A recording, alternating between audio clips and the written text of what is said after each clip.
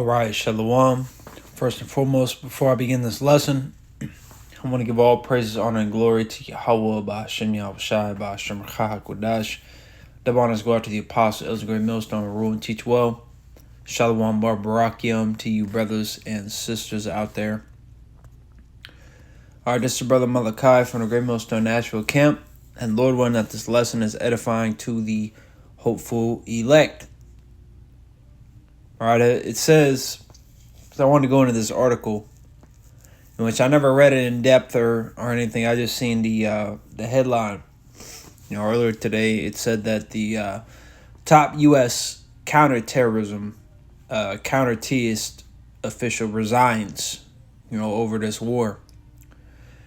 And it says, official resigns over Iran war, urging Trump to reverse course. Donald Trump's top CTist, which I already said at the beginning, but, just for furtherance, official has resigned over the war in Iran, urging the president to reverse course. In a letter posted to X, National CTism Center Director Joe Kent said that Iran posed no imminent threat to the U.S. and claimed the administration started this war due to pressure from Israel and its powerful American lobby. The White House dismissed the letter, saying the president had compelling evidence that Iran was going to attack the U.S. first. A U.S. hate monitor accused Kent of anti-Sem tropes. And there we go. We're seeing a few things here.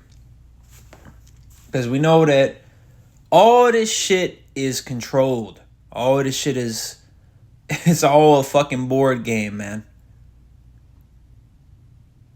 Because here it is, this man, Albert Pike, had so-called predicted all three world wars. And the third world war had to do with the Jewish world and the Islamic world. And the fact that they immediately dismissed the letter, and then they said the president had compelling evidence that Iran was going to attack the U.S. first, which still has not happened, right? That Iran never attacked the United States first.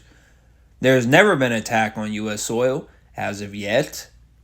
And I'm saying as of yet because we understand how America works when it comes to wars and when it comes to escalating wars. Pearl Harbor, like Dabu 7 said, Blind 11. You had the Gulf of Tonkin. America deals with false flags on its own soil and on its own people for the sake of escalating or entering into a war. They've already entered into a war. They're calling it a conflict. It's a war. Full-blown war. And really it's becoming a world war because many other nations on both sides are starting to become involved. That's what a world war is. Hello. But we can see the stage being set. Then they said anti-Sem. Really? So we can see many different things coming from this. They're going to crack down on people that got something to say about Israel. The fake Israel, by the way. Then they also got the top dude for CTism resign. Meaning that might potentially allow holes for the so-called sleeper cells that they've been talking about to all of a sudden just wake up and start doing some shit. Because the director of the whole thing is gone. Right? But then he said, pose no imminent threat. So now everybody's letting the guard down. Oh, see, Iran. What you don't know is propaganda has existed for a very, very, very long time. Propaganda. You're seeing what they want you to see in the Western media. The reality is America is actually not doing too well over there. The reality is that they got a warship of Marines apparently landing in Singapore. The reality is they're going to have a draft And a lot of people are going to get drafted into this war, especially men, especially military-aged men, and they're going to be sent there to die. The reality is that this is the beginning of World War III, and that this is all going to continue to escalate for X amount of time. And before we know it, CHIP's going to be made mandatory. However the Lord has it set up to happen, very well through a black swan event, all right, through a crisis. However he does it, global economic down, because if this continues and all the global economies start to fail, then everybody's going to be looking for a solution, right? And that solution very well could be the CHIP, the NWO, the New World Order. We just have to see. But what we understand is this is all the Lord's will. Let's go ahead and get that first.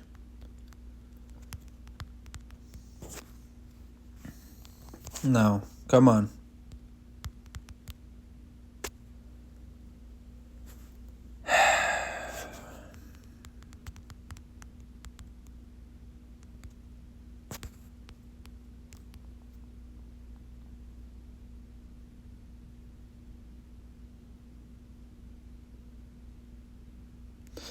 Isaiah 46:10, declaring the end from the beginning, and from ancient times the things that are not yet done, saying, my counsel shall stand, and I will do all my pleasure. So the Lord already has the entire thing mapped out from start to finish. And like Scripture say in Habakkuk, though it tarry, wait for it, for it will surely come and will not tarry. The Lord has everything already on the script, and we're just watching it play out. Nothing is going to go outside of his realm. He controls it all. Okay? And in his movie, in the Most High's movie, he has the elites believing that they are controlling the scene, that they're controlling the world stage. And the reality is they're not. Because you think World War III is something that the elites didn't know about? You can even take it as far to say you think America being destroyed is something the elites don't know about. There's a reason why they're not here. Right? But we don't want to give them too much credit. Maybe they don't know. Maybe they're thinking America's going to be forever and it's just going to get destroyed and that's going to throw them for a loop. I personal, this is not doctrine. This is not something you write down. This is not something you even take to heart. I personally think the elites already know America's going to be destroyed. And I think America is nothing but a big laboratory for this man to conduct his experiments in. And it's just the main stage for the NWO. But they're not worried about fucking America.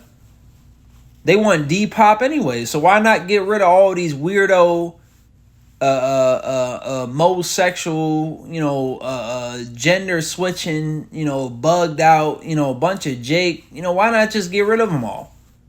They probably don't give a fuck. As long as they control the world and as long as they got everybody C-hipped up. As long as they're safe, right? Which is why they got them bunkers over in Europe, more than likely.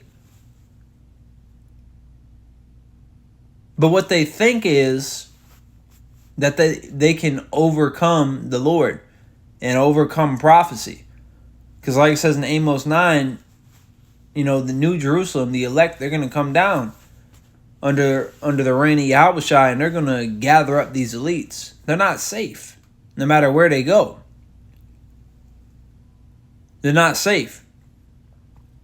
The Lord is going to get these people. And we're just seeing it play out in real time as we, continue to go through the rising action, reaching that climax, which is the CHIP being made mandatory. And ultimately America being destroyed and Yahushua returning. We're in that time. For when they shall say peace and safety, then sudden destruction cometh upon them. Talking about these regular people out here. Because Americans are giving into that propaganda, and before they know it, gas is $9 a gallon. You going to work? You might go to work. How long are you going to be going to work, though? How long is your job going to continue to give you work at that point in time?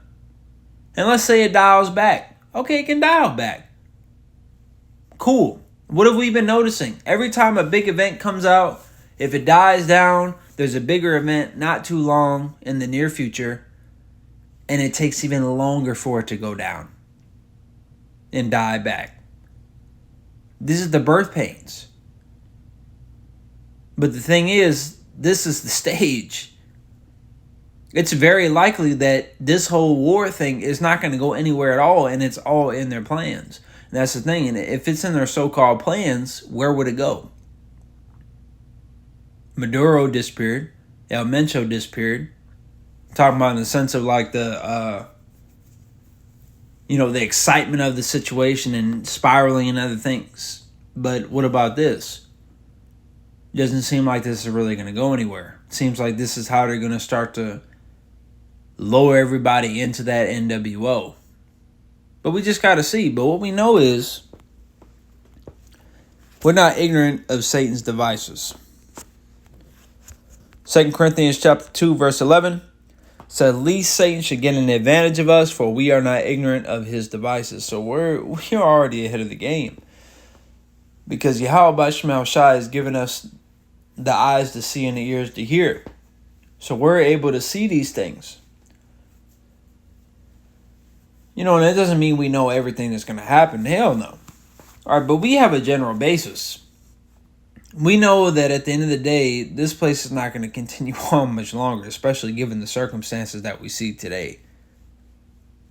And it's very likely that this whole Strait of Hormuz situation could lead to the American economy collapsing and the petrodollar being a thing of the past.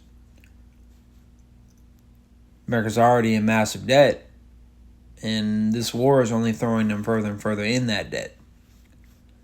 You have this man Trump literally saying one thing on a Tuesday, and then Thursday morning he's saying the complete opposite. Many times. But yet people still believe him. And the thing is, so what's really going on? And people don't wonder that because, like scriptures say, they're in that gross darkness. Gross darkness has swallowed these people up. They don't know their right from their left. And that's exactly how the Lord wants them to be, like sheep in a slaughter. Unknowing. Fearless. Right? Relaxed, calm. Thinking about, good times. Thinking about irrelevant things. Thinking about folly. Then the butcher comes in. Whole world gets shaken up for a few seconds. And that's what we're seeing. All these people are blinded because the Lord is about to raise his hand and smack the dog shit out of you. And it's best that you don't know what's coming because it's going to make the reaction all that more surreal. And you're about to find it out, man. And we'll just see what these next few months bring, this next year brings, whatever we got left. But regardless of any of that, it's not going to continue much longer. Esau's rulership, which is what I'm speaking on, it's done. All right, so Lord willing that this lesson was edifying. Before I close, I want to say, call hello, Yahweh B'Shemel Shai, B'Shem Chai HaKodash. The honors the Apostle Elder Grey Millstone. Shalom.